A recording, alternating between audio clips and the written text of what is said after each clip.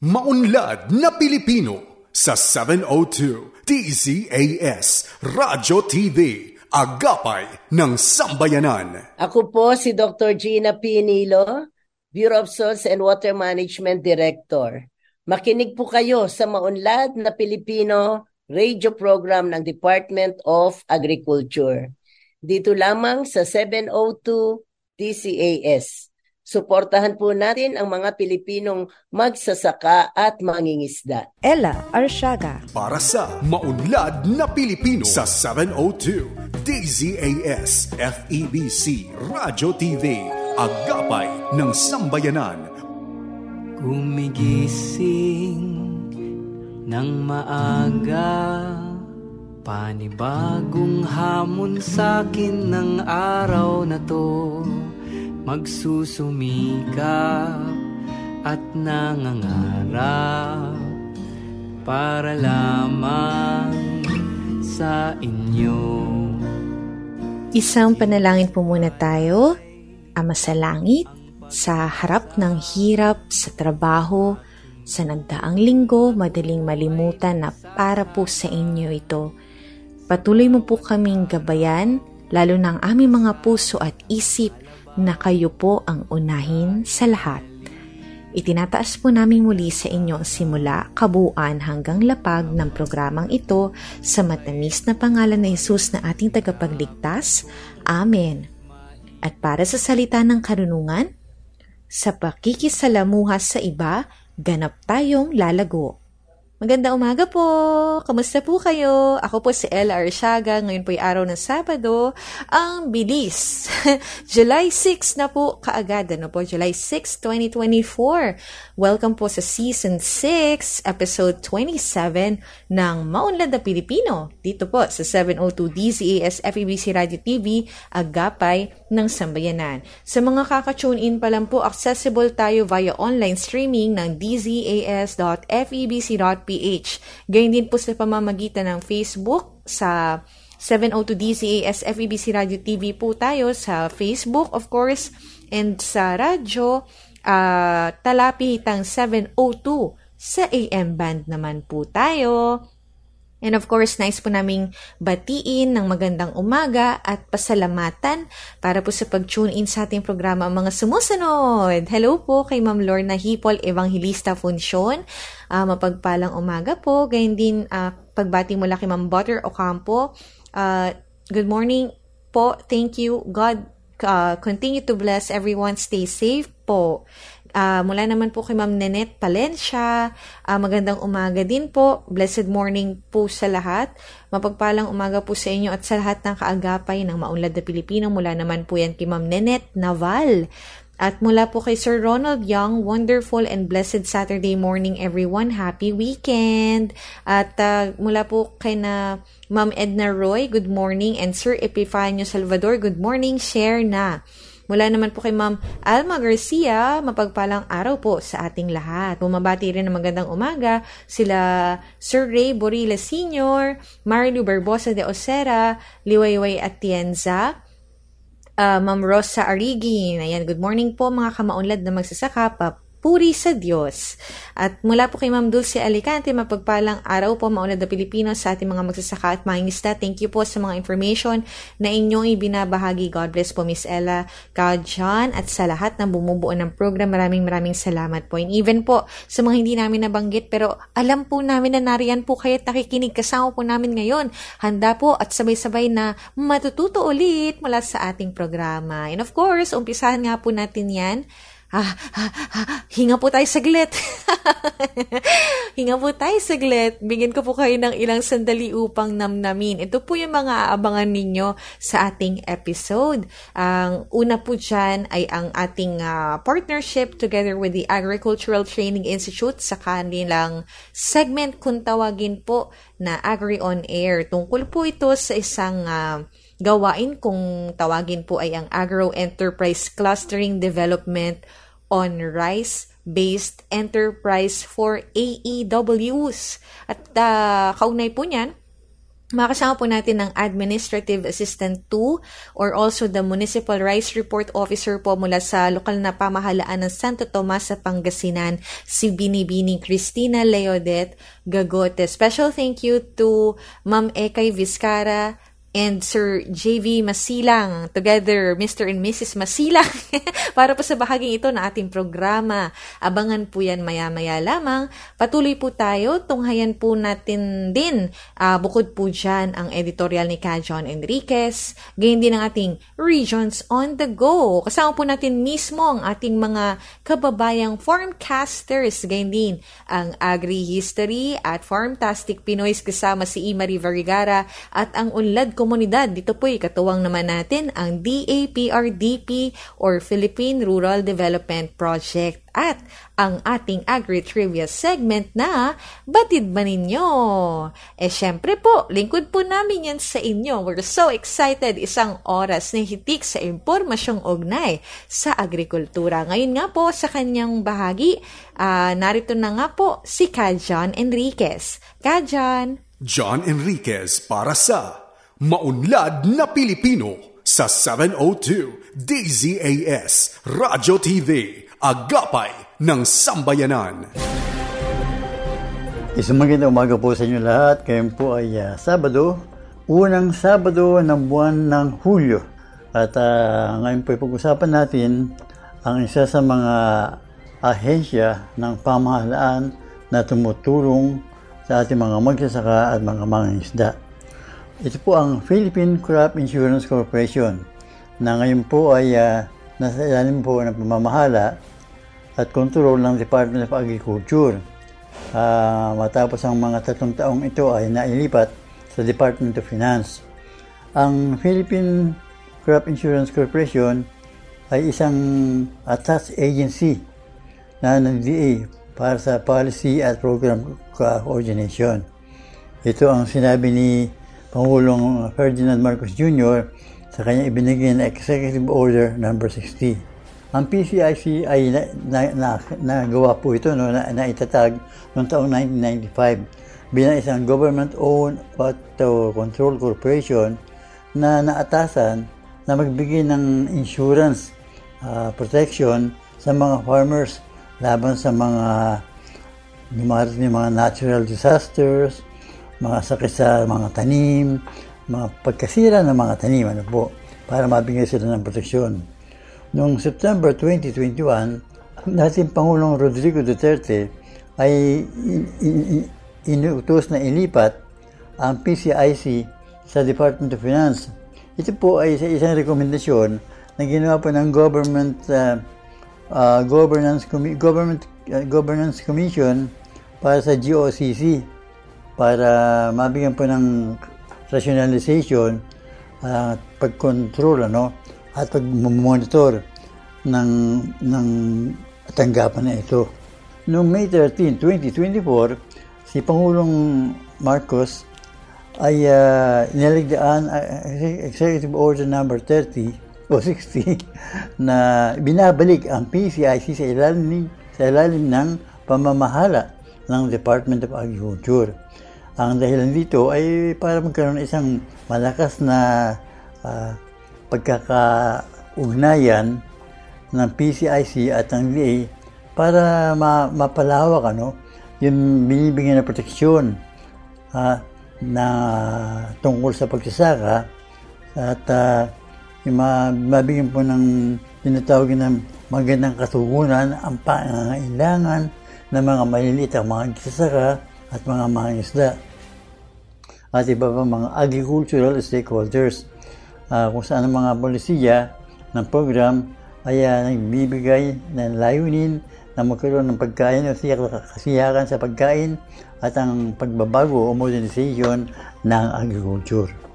Nabanggit ko po ito dahil ang PCIC po ay talagang hinala na po ng mga magsasaka. Marami na po. Dahil nga po ang isang pangunahing at nabibigyan dito ng proteksyon ay yung pong insurance laban sa para po sa mga tanim na palay at mais. Mga insurance ng 2 hektara, i-insure nila yun na kapag meron nangyari sa anin na ito, Dahil po sa natural calamities, ay babalik po ng insurance yung kanilang naging kapital. Alam niyo po kung wala ito, dahil maganda nga ito dahil ang mga magsasaka ay magkakaroon ng kapanatagan. Merong peace of mind. Dahil alam niyo po, marami sa mga magsasaka na maliliit lamang ang kapital. Yung marami pa rin ang nangungutang para lang makapagtanim. At napakahirap po ang kanilang dinadanas. Ngayon, kung sakali sila ay merong naipong pera at yung kanilang inutang ay itinanim nila, nakapagtanim sila at nasalanta na walang insurance. Ako po kawawa, napakahirap po ng katayuan. Kaya nga po malaking bagay itong pagtatatag ng Philippine Crop Insurance Corporation. Yan po pinabanggit ko lamang bilang paalala sa ating mga kababayan na maraming ahensya ang tumutulong sa mga magsasaka at mga isda. At hindi lang yan, mas sinasabing stakeholders. Yung iba po mga kababayan natin na ang naging katayuan po ng negosyo ay sa value chain, sa mga byproducts po ng ating mga tanim na mga tanim po ng mga magsasaka at mga isda. O ngayon po, dumako naman tayo sa ating mga kababayan, bibigay din na magiging balita para sa ating Regions on the Go. Mga magsasaka ng rehiyong Cordillera na naapektuhan ng El Nino makakatanggap ng tulong mula sa Pangulo ng Bansa na si Ferdinand Bongbong Marcos Jr. Ito ang inihayag ng Department of Agriculture Cordillera Administrative Regional Executive Director Attorney Jeneline Dawayan sa naganap na Benguet Farmers Congress. May kabuwang 28,537 magsasaka ang nakatakdang makatanggap ng tig 10,000 pisong tulong pinansyal mula sa Presidential Assistance for Farmers, Fisherfolk and Families Program ng Pangulo. Ang naturang tulong pinansyal ay ipamamahagi ni Pangulong Ferdinand Marcos Jr. sa kanyang pagbisita sa rehiyon sa buwang kasalukuyan sa lalawigan ng Apayao. Ang pondo ay ilalagak sa mga local government units ng lalawigan direkta mula sa tanggapan ng Pangulo, dagdag pa ni Dawayan. Ang mga magsasakang tatanggap ng naturang tulong pinansyal ay una ng kinilala batay sa damage report na isinumite ng mga local government units na kalaunan ay pinatunayan ng DA-CAR. Sa huling ulat ng Disaster Risk Reduction and Management Office ng DA-CAR na inilabas noong Mayo 30 ng taong kasalukuyan, na itala ang kabuuang production loss ng ani sa 173,659 metric tons na nagkakahalaga ng 1,233,990,965 pesos. Naitala rin na aabot sa 1,000 hayop ang naapektuhan na nagkakahalaga ng 3,432,000 na nakakaapekto sa 28,537 na magsasaka sa buong rehiyon. Jovelyn Valenciano mula sa Department of Agriculture Cordillera Administrative Region. Wagi bilang isang distinguished farmer sa ilalim ng kategoryang high value crops, si Arnold V. Dizon, chairperson ng Kalasag Multipurpose Cooperative mula sa San Jose City, Nueva Ecija. Si Dizon ay nagtatanim ng yellow onion at nakakaani ng 21 MT kada ektarya. Dagdag pa rito ang Kalasag MPC na pinamumunuan din ni Dizon. Ang kauna-unahang kooperatiba sa buong bansa na ginawaran ng Good Agriculture Practices Certification para sa white onions noong 2017. Ang nasabing patimpalak ay parte ng selebrasyon ng 2024 National Farmers and Fisherfolk Month na ginanap ang awarding ceremony sa Lopez Hall ng Bureau of Soils and Water Management, Elliptical Road, Diliman, Quezon City, ngayong ika-27 ng Mayo, taong kasalukuyan. Nagsilbi bilang keynote speaker si Senator Cynthia Villar na chairperson din ng Senate Committee on Agriculture and Food. Bilang suporta kay Dizon, dumalo rin sina OYC Regional Executive Director Eduardo Lapus Jr., Field Operations Division Chief Elma Mananes, High Value Crops Development Program Focal Person Engineer A.B. David, HVCDP Report Officer Christine Joy Corpus, Regulatory Division Chief Dr. Sandre Bakay, GAP Focal Person Marilyn Velarde, Nueva Ecija Acting Provincial Agriculturist Dr. Jovita V. Aglian, at Nueva Ecija Provincial HVCDP Coordinator Mary Rose Bautista. Christine Cruz ng DA Central Luzon. 100 mga magsasaka ng mais, nagsipagtapos sa School on the Air on Corn Production. Nagsipagtapos sa mga nasa 100 mga magsasaka mula sa Sablayan Occidental Mindoro sa School on the Air on Corn Production ng Department of Agriculture Mimaropa na ginanap sa Convention Hall ng Sablayan itong 14 ng Hunyo. Bawat barangay ay may tig-5 kinatawan para sa SOA na mula sa mga barangay ng Pag-asa, Lagnas, Victoria, Ilvita, Claudio Salgado, Santa Lucia, Ibud, Santo Niño, Paitan, San Francisco, Malisbong, San Nicolas, General Emilio Aguinaldo, Batombuhay, Burgos, Ligaya, San Vicente, Tuban, San Agustin at Tagumpay. Kinilala rin ang 5 mahuhusay na magsasaka na sina Melanie Bonilla mula Barangay Claudio Salgado bilang top 5, Agnes Doton mula Barangay Lagnas bilang top 4, Winelma Arimbay mula Barangay Pag-asa bilang top 3, Romano Sanggi mula Barangay Ligaya bilang top 2 at Elmer Evangelista mula Barangay San Vicente bilang top 1. Dumalo sa nasabing seremonya sina Chief of Staff ng DA Mimaropa na si Mr. Adel Garcia na kinatawan ni Regional Executive Director Attorney Christopher Arbanyas, Regional Agriculture and Fishery Information Section Head Baby Clarissa M. San Felipe, Regional Corn and Cassava Program Focal Person Engineer Franz Jerwen Cardano, Provincial Corn Program Coordinator Edwina Pastrana, Municipal Agriculturist ng Sablayan Evelia Licos, Konsehala Clarinda Alvarez at Konsehala Conchita de Maculangan mula sa Sangguniang Bayan, mga agricultural extension workers na nakatalaga sa bawat barangay na kasali. Ginanap ang SOA noong August 4, 2023 hanggang November 3, 2023. Layunin ng programa na maituro sa mga magsasaka ang tamang pamamaraan ng pagsasaka ng mais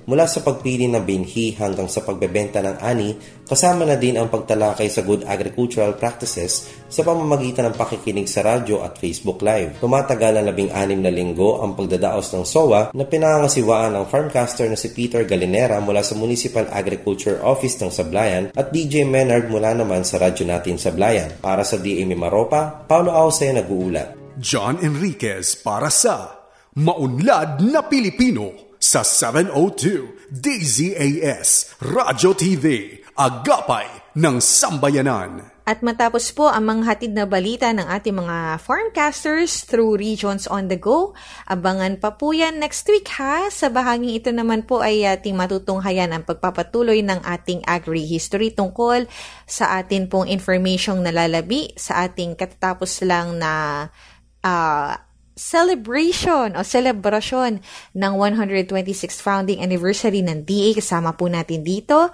si Imari Vergara. Markahan na ang inyong mga kalendaryo at maging updated sa agriculture-related happenings dito sa Agri-History.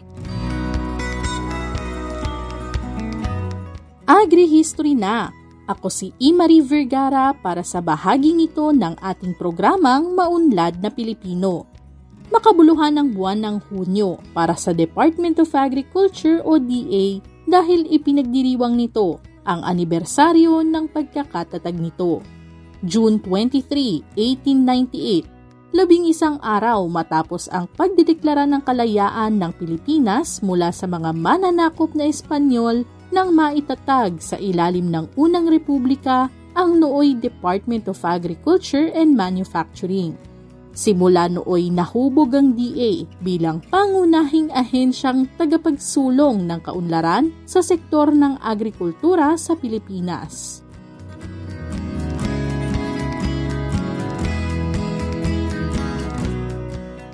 Ngayong 2024, partikular nating ipinagdiriwang ang ika-126 o 126th founding anniversary ng DA. Kagawaran ng agrikultura, sama-samang naglilingkod para sa masaganang bagong Pilipinas, ang tema para sa naturang selebrasyon. Binigyang linaw ni DA Undersecretary for Administration Alan Umali na siya ring tagapangulo ng DA 126th Anniversary Committee, ang kahulugan sa likod ng temang ito. Our theme stresses the importance of our concerted effort as one DA family. While we pursue our collective vision of masaganang agrikultura, maunlad na ekonomiya for a modern and revitalized agricultural sector, we also embrace Bagong Pilipinas not just as a concept, but as the mindset for achieving successes and progress that can really be felt by every Filipino. We also celebrate and recognize the DA men and women who have always been loyal to the causes of this agency and have contributed to its accomplishments over the years. Thank you for building the foundation for DA's successful delivery of its programs, projects, activities, and services. Tinig ni DA Undersecretary for Administration Alan Umali, tagapangulo ng DA 126th Anniversary Committee.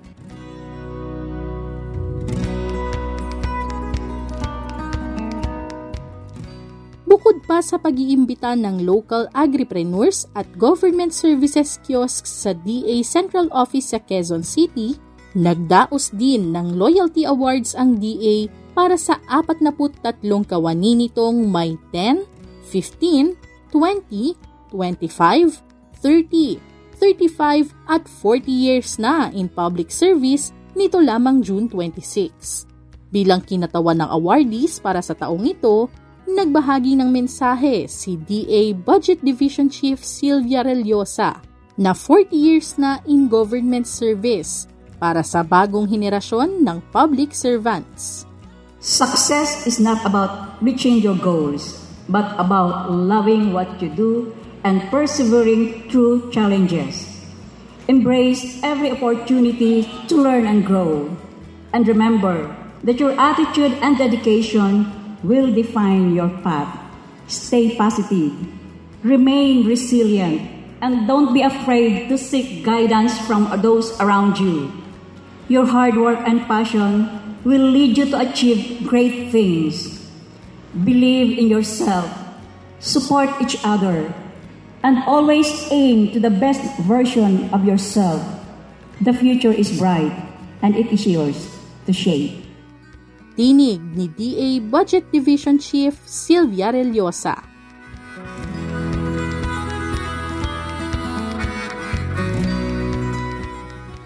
Isang mahalagang pangyayari sa ating agri-fishery sector ang natutunan natin this week. Sundan ng maunlad na Pilipino sa Facebook, pati na ang Department of Agriculture sa Facebook, X at YouTube. Sa susunod na Sabado muli, ako si Marie Vergara para sa Agri History.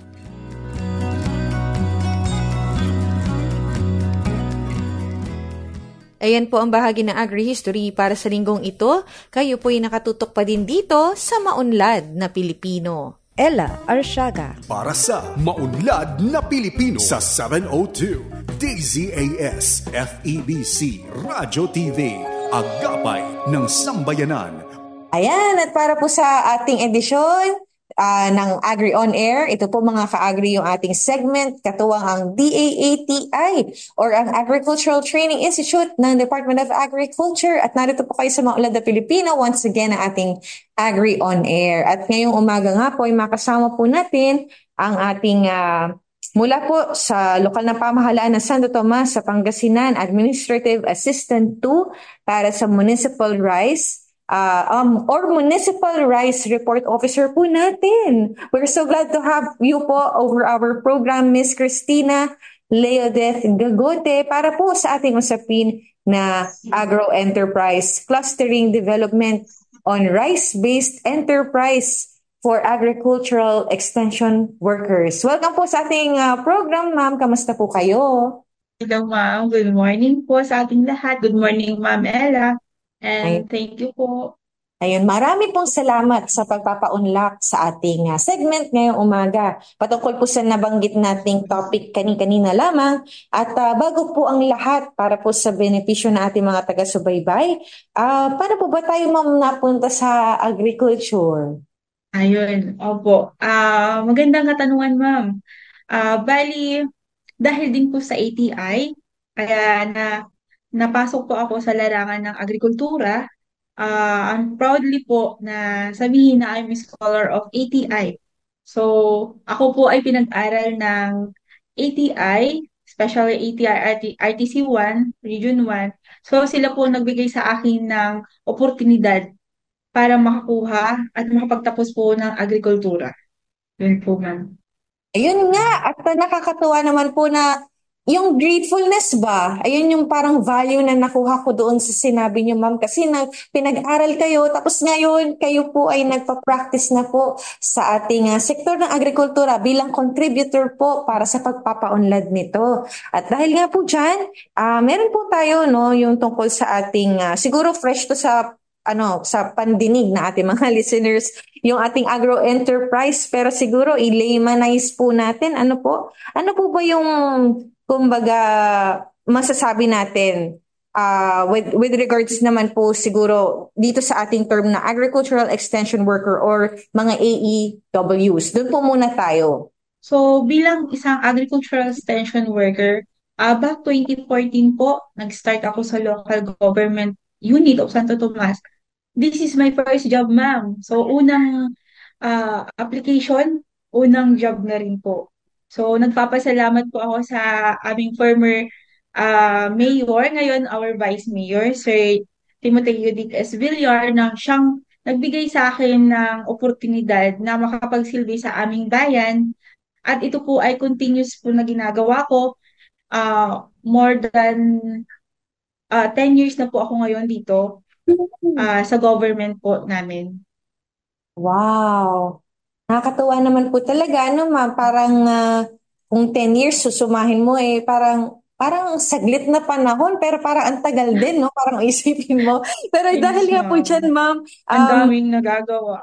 oo, ang daming nagagawa doon at nagiging expertise na nga po natin yan. At dahil dyan, tatanong po namin sa inyo, specifically just that, ano po yung area of expertise natin and can we share po yung ating area of coverage dito po sa ating ginagawa? Nasa designation ko na rin po is Rice Report Officer. Pero sabi nga po nila, the word agriculture extension worker, ibig sabihin po, nag-extend po tayo sa ibang larangan, hindi lang po sa agrikultura, hindi lang po sa extension work, kundi sa iba't ibang sektor po ng ating gobyerno. Minsan po nahihila po tayo sa DTI, mga trainings ng ibang agency, planning, yung mga yan po. So sabi ko nga po is, hindi lang basta-basta ang agriculture or agriculturist, kundi lahat po ng mga bagay nagagawa po natin. So, ang masasabi ko lang po, ma'am, is hindi lang po ako nag-stick sa isang expertise. Kumbaga, lahat po yan gagawin po natin, matututunan naman po natin. At saka hindi ko po masasabi na sa isang bagay expert po ako, kundi nasa pag-aaral din po siya. So, sabi ko nga po, learn, earn, and more. Yun po, ma'am. Ayun po, no? And we would not be surprised kasi dun nga po sa tinagal natin and I'm sure itatagal pa po natin sa ating ginagawa. At dito na nga ako sa excited na next na katanungan na ito, which is, ano naman po kaya itong ating agro-enterprise clustering development on rice-based enterprise para nga po sa ating mga agricultural extension workers na inyo pong nalahukan nito lang. So, ang agro-enterprise clustering development on rice-based enterprise for IWs or ang sinasabi natin agro-enterprise, na ano po ako dito nung nakita ko yung letter from ATI na may invitation from our office. Sabi ko, I want to join this training. Bakit? Kasi marami tayong matutunan dito. Kasi ito is starting to end po siya eh. Kasi na ano naman po natin ngayon na medyo nahihirapan ang ating mga farmer. Nahihirapan po sila sa pagbebenta or I mean enterprise or marketing. So dito po nagka-idea ako na gusto kong matutunan siya, gusto kong aralin siya para sa aming komunidad or community para ma-share ko po yung matutunan ko po doon. So yun po yung Yun yung po yung gusto kong mangyari, ma'am. So, ano po ako sa quote na moving together to the market. So, ibig sabihin, tayo yung gagawa para yung product natin is mapunta sa tamang get or presyo po. Yun po yung gusto kong matutunan po dito, ma'am. Apo, no, nakakatuwa, ma'am. Pero can we elaborate lang po further yung tungkol po sa ating clustering po? How does it apply po given na we work sa field? Parang is it meant to make it efficient po yung trabaho natin? So, sa clustering, ma'am, natutunan po namin yung 8-step clustering approach to agro-enterprise development. So, sabi ko nga po is, kung tayo, parang sa nag-aaral po tayo, dapat start sa kinder, grade 1, and then hanggang tumataas na po. Parang dito rin po siya na kailangan po nating ah, mag step 1 muna, step 2 hanggang step 8 po siya. So, step 1, partnership building site selection and clustering for information. So, dito po yung paano natin i-cluster yung isang grupo ng ating mga farmer. Kasi usually po is narinig naman po natin yung mandate ng ating PBBM, si ating Pangulo po, na kailangan na maging kooperatiba na ang mga asosasyon. So, mas marami na pong, ngayon, mas maraming benefit ang mga grupo or group of farmers po natin. Kasi, totoo naman po, ma'am, na ang clustering or grouping, mas tatayo siya kasi. Parang tulungan, build a group para magtulungan, para maging maunlad or maging isang kooperatiba. Parang sa akin po is may isa akong asosasyon na talagang dinidevelop po siya. So gusto kong ma-develop po siya kasi uh, 2 to 3 years pa lang po siya pero boom na po siya sa sa mga nagagawa. So ang dami na po nilang accomplishment. So gusto ko siyang alagaan, gusto ko siyang ma-improve. Then, sa step 2 naman po natin, ma'am, is product selection and supply assessment. So, dito naman po yung mag-a-assist po tayo ng mga supplies, then yung product selection po natin, kung ano yung gusto nating product dun sa area na pwede, parang sa amin, ma'am.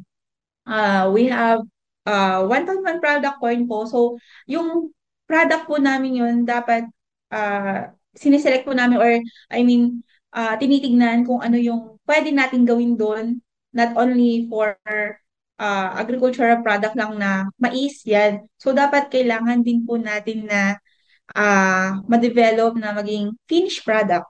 So, yun po yung nangyari po sa akin nung hawak ko ang SSF or the DTI program. Yun, yung mga programa po na iba na nakaangkla sa agriculture din po. So, step 3, marketing chain study. Ito yung sinasabi kong paborito ko, ma'am, na step. Kasi sa atin po ngayon, mas nabivisualize mo ang isang programa or isang parang natututo ka or nakikita mo yung isang bagay na parang nagigets mo na kung ano yung ibig sabihin nun. Nakikita mo pa lang, na-attract ka na or na yung gusto mo, parang nakukuha na. So, ito yung market chain study po. Then, step 4 is cluster commitment setting po. And then, step 5, agro-enterprise plan and mobilization. So, planning. Hindi po nawawala ang planning, ma'am. Kaya nga sabi po namin, kahit sa agriculture, maraming plano. So, step 6, product supply organizing. And then, step 7, test marketing. And the last one is sustain enterprise. Yun po, dapat laging may sustainability.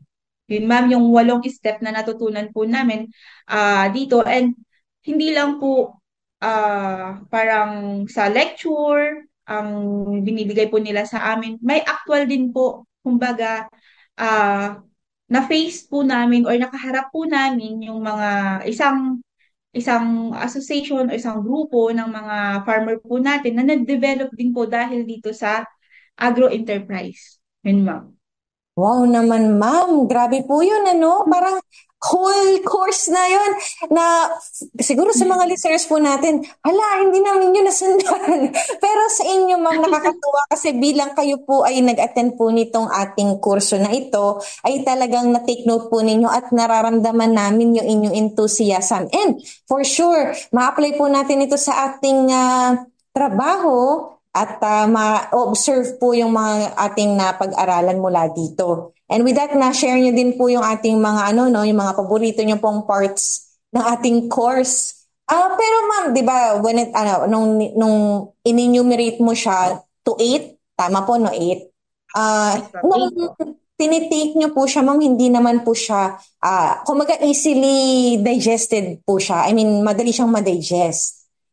Yan. Yes, ma'am. Oh, so talagang ano po siya sa inyo, parang mare-retain siya kasi ganun yung kanilang mode ng pagtuturo. Yes. Bagaman ito ay maraming bahagi. So dito nga po sa ating pagkatapos ng training, ano na po yung parang out of those yung nakikita na po natin na talagang directly na-apply na po natin?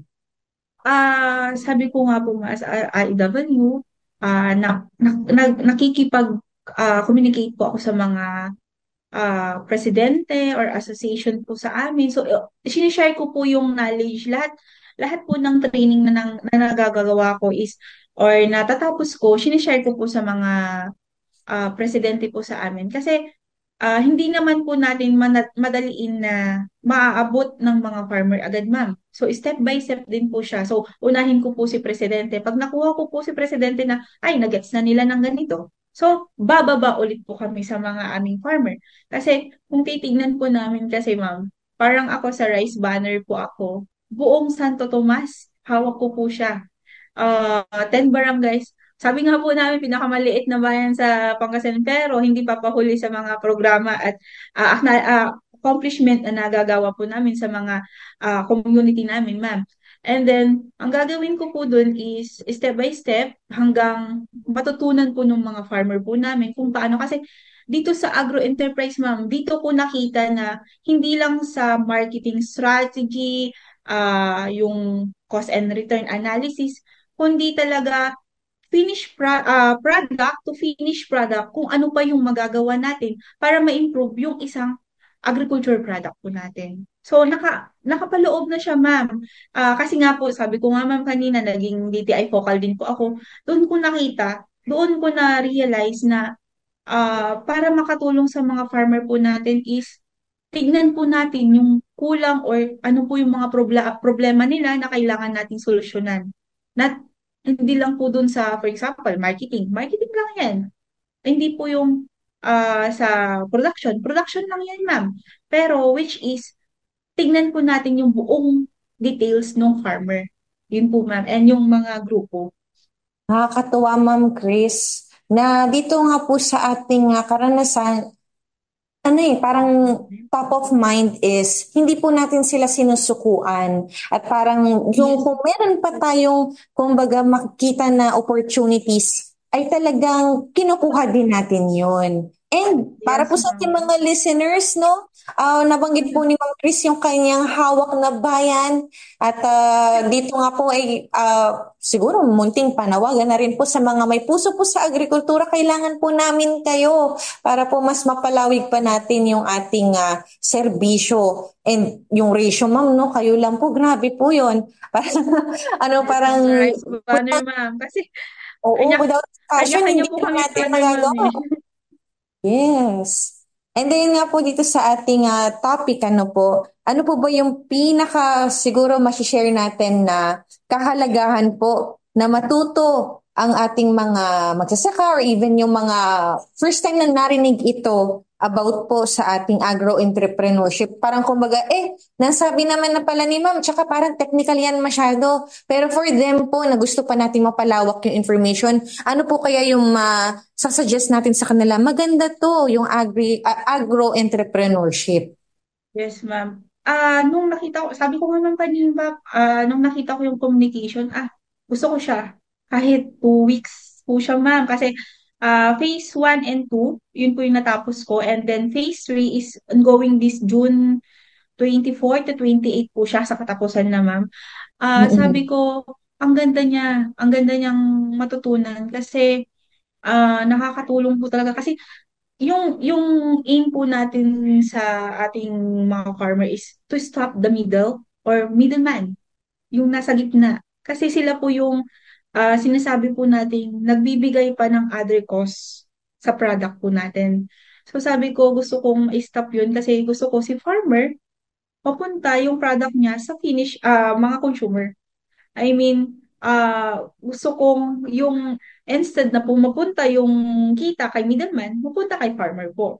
And then, yung mga sabihin natin mga babang class ng product nila, ma-develop pa po nila. So, yun yung gusto kong iparating po sa ating mga tagapakinig ngayon na dapat wag po nating ano yung ating kakayahan na ma-develop ang isang bagay, basta nasa pagsisikap lang po yan. Kahit sabi ko nga po, nahuhuli man tayo, pero dahil sa pagsisikap ng mga Pilipino, ma-improve po yan. Magagawan po natin ng improvement at ikakaganda pa po. Sabi ko nga, ma'am, is nasa pagsisikap at mahabang pasensya. Yun po yun, ma'am. Nakakatawa, ma'am, medyo nangingilid yung luha ko rito sa makinig. Bakit? Kasi ano po, yung mga magsasaka po natin at mga isda na nakakapakinig, maaaring nakakapakinig sa atin, nais po kayo ipanalo na ating mga LGU, na ating pamahalaan. Ayun po, no? Nais talaga kayong tulungan. At ayun, masaya na tulungan po kayo. At dahil po dyan, ma'am, bago po tayo tuluyang magtapos para sa panayam natin ngayong umaga at magbigay inspirasyon sa ating mga tagapakinig, meron po ba kayong nais na iparating na short message po para po sa kanila at lalo na po sa mga kababayan natin dyan sa Pangasinan at buong Ilocos Region? Para sa akin po, masasabi ko, mahalin po natin ang agrikultura. Kasi ang malaking sektor sa ating bansa is agriculture, di ba po? Sabihin natin sa Region 1, 90%, 80% ng pinagkukuhanan po natin ng income is agriculture, ma'am. And may tanong din po sa akin dyan, bakit daw po hindi ako nag-abroad? Bakit po? Hindi ko po pipiliin ang malaking income. Basta ang pipiliin ko po is makatulong sa mga farmer po natin. And yun po yung pangako ko sa ATI na magsisilbi po ako sa ating bayan. Kaya po ako pinag-aral para sa inyong improvement or sa inyong agriculture sector po natin para makatulong po sa ating mga farmer at maging masagana ang ating ekonomiya. Yun, ma'am. Thank you po. Maraming salamat po mga ka-agri. Ito po yung ating usapin tungkol sa agro-enterprise clustering development on rice-based enterprise. Para po sa ating mga agricultural extension workers, mahal na mahal po namin kayo ni ma'am na si Ma'am Cristina Leodeth Gagote, ating pong Administrative Assistant to Municipal Rice Report Officer mula po sa lokal na pamahalaan ng Santo Tomas, dyan po sa Pangasinan. Maraming salamat po ulit. Thank you so much po. And of course, mula po sa ating Agri On Air, narito ang ating Unlad Komunidad o UK. Katuwang natin sa segment na ito ang Philippine Rural Development Project at kasama natin dito po si Ma'am Julie Ace Brandon R. Barao, manunulat mula sa DAPRTP and PCO para po sa tinatawag na SES or SES Coordination Meeting.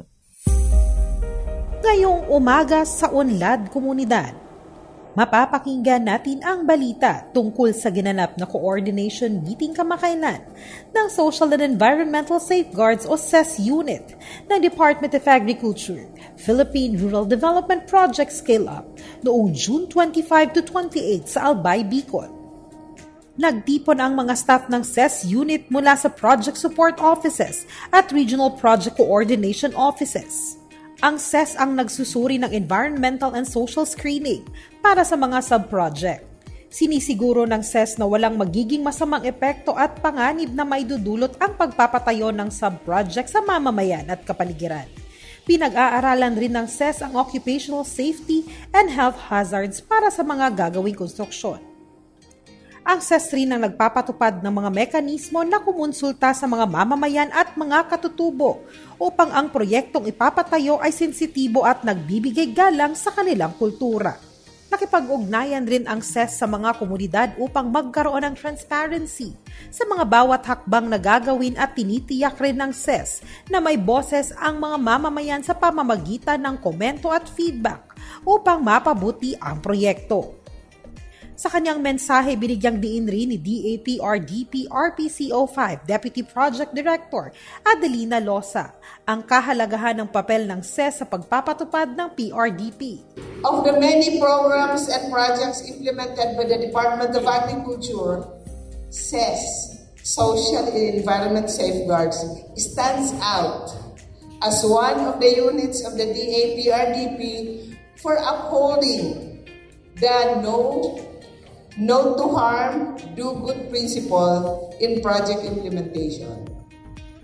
With SES mechanism in place from the validation up to the post-implementation stage of the project, our funding sources, stakeholders, especially our project beneficiaries and even us, the implementers, are assured of the quality, environmental soundness, and holistic impact of our development efforts. We have seen the detrimental effects of the poor or lack of SES integration in many programs and projects implemented in the past. We will not allow this to happen with the sub-projects that we implement under PRDP. Dagdag pa niya sa pamamagitan ng PRDP Safeguard System and Compliance, risk management, at quality enhancement, maiiwasan ang mga panganib na maaring makaapekto sa kalusugan at kaligtasan ng mga tao at iba pang mga isyu na pwedeng makaapekto sa pagpapatupad ng proyekto. Ang mga kalahok ay tinilakay muli ang mga polisiya sa Environmental and Social Management Framework Annexes. Tiniyak rin ng mga kalahok na ang naturang framework ay alinsunod hindi lamang sa mga alituntunin ng DA, kundi pati na rin sa World Bank at Department of Environment and Natural Resources. Sa pagsisilbi bilang leader ng SES sa loob ng isang dekada, ikinwento ni DAP-RDP National Project Director na si Angelita Martir ang mga karanasan ng SES unit sa pagsasala ng mga proposal ng sub-project sa mga nakalipas na taon. I think we also got po yung advice from the bank na pagka po talaga nasa key biodiversity area, parang yun din po yung aming perspective before na no na po talaga tayo. But this time po, yun nga, I think kung substantial naman po yung ating review plus based po doon sa ating mga criteria. Para sa iba pang balita tungkol sa panibagong DAP-RDP Scale-Up, patuloy na makinig tuwing Sabado ng umaga dito sa Unlad Komunidad, ang programa sa radyo ng Department of Agriculture, Philippine Rural Development Project, enabling communities, expanding opportunities. Maraming salamat po, Miss Julie, at abangan pa ang mga inihandang bahagi ng DAP-RDP. Dito lamang yan sa Unlad Komunidad sa Maunlad na Pilipino, 702 DZAS. At oras na para kilalanin ang ating mga natatanging Farmtastic Pinoy. Kami po'y hindi mauubusan yan. Ipapakilala po sa atin ni Marie Vergara, si Ginoong Angelo Rosario Naranjo. Kilalanin ang mga natatanging Pinoy na may natatanging kontribusyon sa sektor ng agrikultura. Farmtastic Pinoys!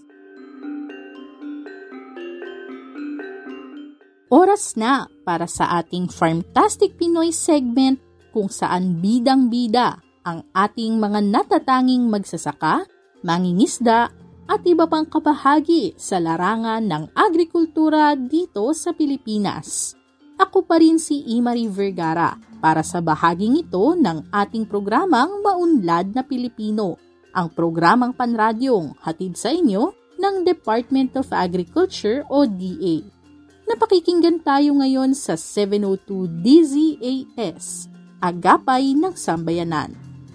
Gaya ng aking nabanggit, mai-inspire tayong muli sa kwento ng isa na namang Farmtastic Pinoy sa araw na ito. Tampok sa ating segment ang isang binata mula Solano, Nueva Vizcaya na nagsumikap upang mabigyang buhay ang kanyang pangarap na makapagtatag ng sariling agribusiness. Pakinggan ang kwento ni Angelo Rosario Naranjo.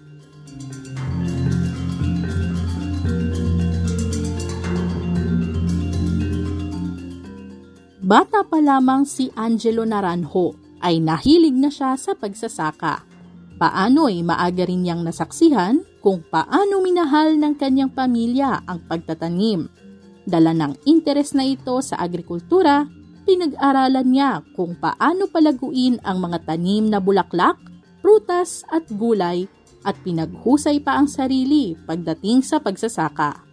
Kalaunay natutunan ni Angelo ang sistemang hydroponics, isang pamamaraan ng pagsasaka kung saan pinatutubo ang mga halaman gamit ang isang water-based nutrient solution kaysa itanim ang mga ito sa lupa. Dito umusbong ang kanyang ideyang magtayo ng sariling negosyo na gumagamit ng hydroponic system.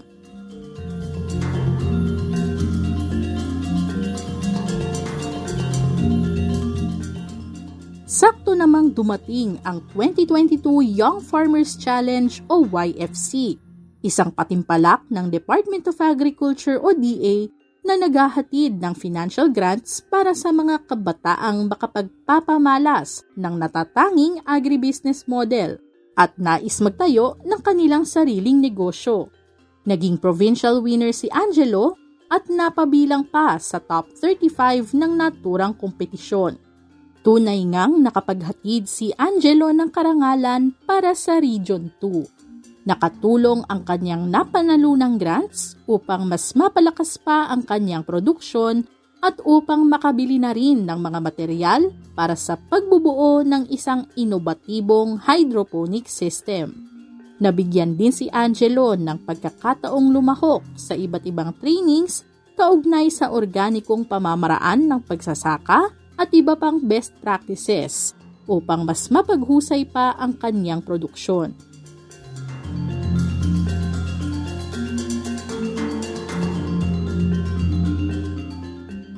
Ang kanyang negosyong Double Ace Greenery ay isa na ngayong automated hydroponic farm na gumagamit ng mga makabagong teknolohiya upang bantayan at itakda ang acidity level, electrical conductivity, at temperatura sa farm. Mababa lang din itong kumonsumo ng tubig dahil sa recirculation system ng kanyang hydroponic setup. Hindi rin gumagamit si Angelo ng mga kemikal na pestisidyo, kaya tiyak na dekalidad, sariwa at masustansya ang mga lettuce variety na pinoproduce niya sa farm. Umaasa naman si Angelo na ang kanyang pagkapanalo sa YFC ay magbibigay daan para sa mas marami pang kabataan na makikiisa sa misyon ng DA na makamit ang isang food secure at resilient na Pilipinas.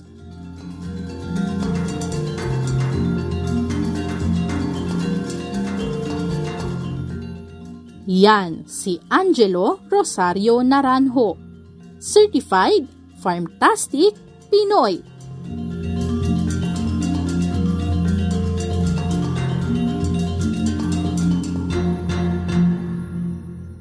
Thank you so much, Imari. At ayan po ang ating Farmtastic Pinoy na nakilala para sa araw na ito. Siyempre, welcome po sa ating Agri-Trivia segment na Batid ba ninyo? Ayun, magandang umaga po ulit. Kayo ba ay mahilig kumain ng organic food products dahil ito ay mas healthy? Batid ba ninyo na mayroong isang National Coordinating Office para pangasiwaan ang implementasyon ng Organic Agriculture Program sa bansa? Ito ang National Organic Agriculture Program o NOAP National Coordinating Office o NOAP-NPCO na nabuo sa bisa ng Republic Act 11511. Sa gabay ng National Organic Agriculture Board, mandato ng NOAP-NPCO ang pagsulong at pagpapaunlad ng organikong pagsasaka sa bansa. Kasama na rito ang pagsasagawa ng capacity building activities o pagsasanay ng kakayahan para sa mga magsasaka, extension workers upang mapataas ang kaalaman at kakayahan sa organikong pagsasaka. Suporta sa produksyon at pagpapaunlad ng produkto, kung saan pagbibigay ng suporta sa produksyon ng mga organikong produkto at sa pagpapaunlad ng mga value-added products upang mapataas ang kita ng mga magsasaka at makapagbigay ng dekalidad na produkto sa mga mamimili. Isa pa ang pagsisiguro sa kaligtasan at kalidad ng organikong produkto. Pagtitiyak na ang mga organikong produkto ay nakakatugon sa mga pamantayan ng kaligtasan at kalidad sa pamamagitan ng mga certification at accreditation processes. Kabilang din dyan ang pagsusulong ng mga patakaran at regulasyon. Dito'y pagbabalangkas at pagsasagawa ng mga patakaran at regulasyon na sumusuporta po sa pagpapaunlad ng organikong agrikultura sa bansa. Gayon din ng advocacy and promotion. Ang pangunahing mandato ng programa ay itaguyod, palaganapin at ipatupad ang pagsasagawa ng organikong agrikultura sa Pilipinas. Ito ay isinasagawa sa pamamagitan ng iba't ibang aktibidad upang mapalaganap pa ang kaalaman sa organic agriculture tulad ng information caravan at pagdevelop ng iba't ibang information, education, and communication materials tulad ng magazine, flyers, pamphlets, at iba pa. Yan nga po, ulitin lang po natin para ma-refresh po tayo. Capacity building activities, suporta sa produksyon at pagpapaunlad ng produkto, pagsisiguro ng kaligtasan at kalidad ng organikong produkto, gayon din ang pagsusulong ng mga patakaran at regulasyon at advocacy and promotion. Sa kasalukuyan, ang NOAP ay pinangungunahan ng masipag at butihing direktor nito na si Director Bernadette San Juan Seso II. Mayroon din itong dalawang divisyon, ang Advocacy and Policy Development Division at Project Development Support Division, kasama at katuwang ang mga OA Focal at report person sa iba't ibang regional field offices sa buong bansa. Para sa karagdagang impormasyon kaugnay ng National Organic Agriculture Program ng Department of Agriculture, bisitahin lamang ang website nito, ang www.noap.da.gov.ph o ang Facebook page nito, ang www.facebook.com/organicagricultureph. Sa National Organic Agriculture Program, kabuhayang OA, kinabukasang OK. Ayan ang ating batid ba ninyo para sa araw na ito. O, di ba po, sabi namin sa inyo kung pwede pong may alternate name ang Maunlad na Pilipino, ito po'y hitik sa impormasyong ugnay sa agrikultura. Grabe po, maski po ako dito sa dulo ng ating palatuntunan ay talaga namang nagpapasalamat sa oportunidad na kayo po ay aming mapaglingkuran sa ganitong kaparaanan. Ang Maunlad na Pilipino ay programang pangradyo hatid sa inyo ng Department of Agriculture, Agriculture and Fisheries Information Division.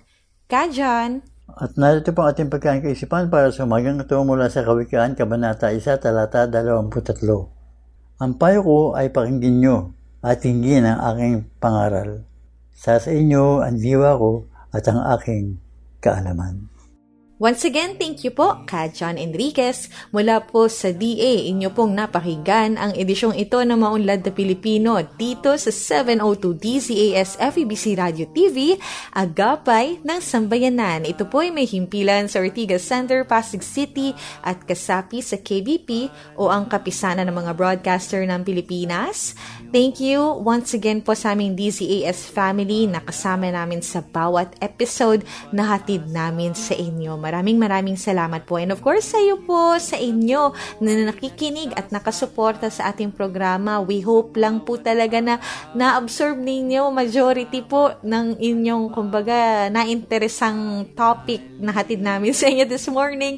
Magbabalik po ulit ang MNP sa susunod na Sabado, 5 to 6 in the morning. At kabilang po ang lahat ng aming katuwang sa programang ito. Siyempre, kasama po dyan si Kajon Enriquez, Imari Vergara, Ira Cruz. Ayan nga po, at ang lahat na aming mga bossing sa AFID. Maraming salamat po. Ito po ang Maunlad na Pilipino. Hanggang sa muli po at once again, ako po si Ella Arsiaga.